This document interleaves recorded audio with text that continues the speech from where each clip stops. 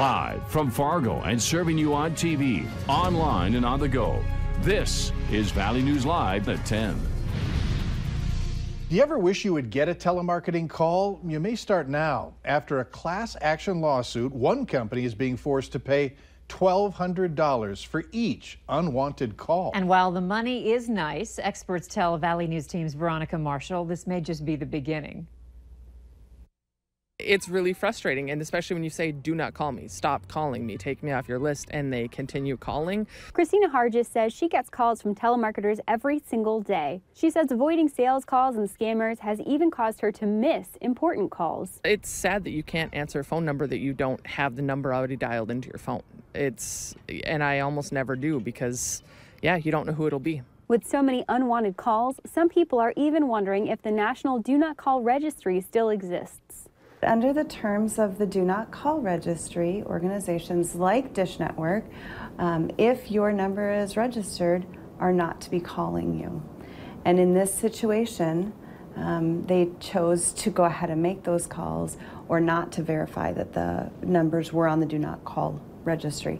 And that's where they got into some trouble. Thanks to a class action lawsuit against Dish Network, you could be entitled to thousands. If Dish Network called you in 2010 or 2011 and your number was listed on the Do Not Call Registry, the company owes you $1,200 per call. I don't know if I've been called by Dish, but I hope I have. Many times. I hope they called me 10, 12 times. But some say this judgment could mean more than just a payout. I think this is pretty unusual, but I think this is probably the beginning of some pretty significant changes in those systems, which is a good thing. Something should be done because we are believing a Do Not Call list doesn't exist anymore because, you know, people are still getting calls no matter what. So there's obviously a problem. In Fargo, Veronica Marshall, Valley News Live. Dish Network is appealing the ruling. If you'd like to see if the company owes you any money, a website has been set up where you can enter your phone number so you can find out. We have a link to that on our website, valleynewslive.com. What's going through your brain? Oh my God, people are going to die. I need to get people out. Scary situation for people at a South Fargo apartment complex tonight. About 6:45, fire crews were called to a deck fire in the 1500 block of 27th Avenue South. Neighbors tell us that they saw large flames coming from one of the units, and a number of people started banging on doors to alert residents. The fire caused heavy damage to the building, costing an estimated $450,000. No one was hurt. It's already noticeably cooler out there compared to the 80s we saw earlier. And Hutch, we're not quite done with the rain yet. No, it is really just getting started, and a lot of thunder and lightning working its way out of the central Dakotas, now pushing into the eastern Dakotas.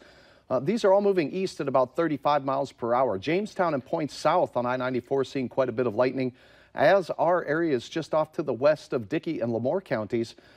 Some brief heavy rain, some small hail potential from these cells as they work their way eastward. They should be bringing the best chance of rain and soaking showers, I might add, to southeast North Dakota as we go through the overnight hours towards daybreak. Mainly along and south of Highway 200 will bring the best chance of rain, and that's how we'll start our Tuesday morning. Soggy conditions. It looks like a wetter and cooler forecast for the remainder of our week after near record highs today. I'll have details and what you can expect here in a few moments. All right, thanks, Hutch. You bet. Officials say a car fire along Interstate 94 may have caused a large grass fire in Wilkin County, Minnesota.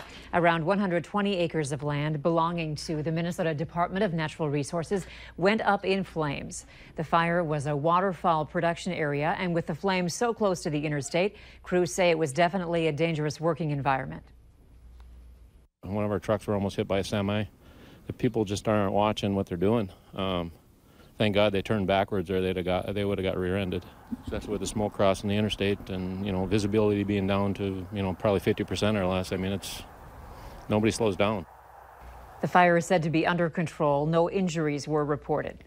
A barn near Hankinson, North Dakota went up in flames this morning. Crews were called out to the structure fire southeast of town, which is owned by Troy Cath. It started when a controlled burn spread to the barn, which became fully engulfed and is considered a total loss.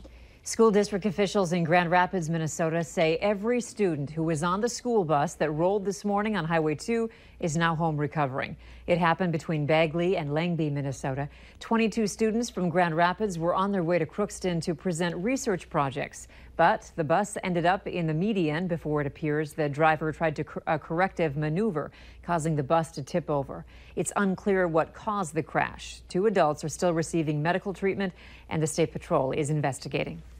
Moorhead is moving ahead with a new housing initiative aimed at revitalizing downtown.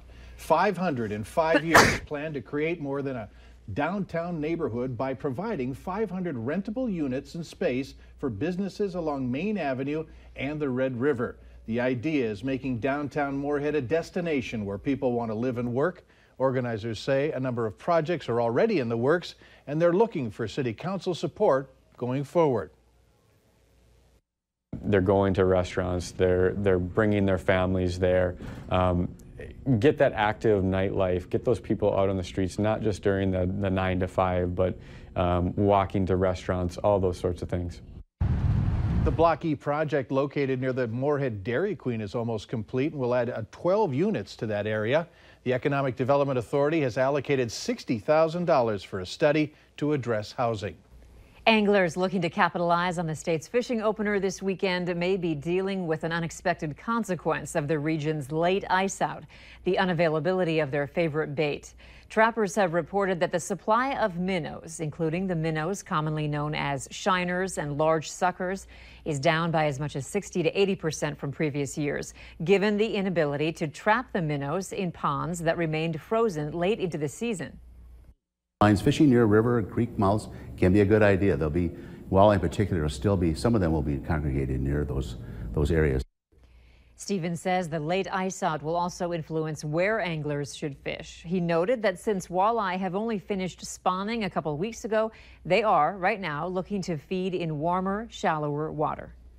The Better Business Bureau is warning college students on the hunt for an apartment. Some scammers are using fake pictures to take their money. The BBC says since college students don't typically work full-time, they're usually looking for something more affordable. And if it seems too good to be true, it most likely is. One NDSU student told us he does a lot of research on his own before committing to an apartment. Before I even did any walkthrough or anything like that, I was sitting down with my buddy, where do you live? Kind of how are things laid out? Is it price decent? Is it noisy? Just all the questions you would have when you're going to live somewhere. Here's what you can do to make sure that you're never trapped in a scheme. The Better Business Bureau advises that you meet the landlord in person and visit the apartment or rental home before shelling out any money. Looking for a summer job? You might want to babysit or nanny. Those positions are in high demand and pulling in a pretty nice paycheck, too. And Walmart is tightening its policy on opioids and what it gives out to customers. What that means to you when you're filling a prescription. Up next.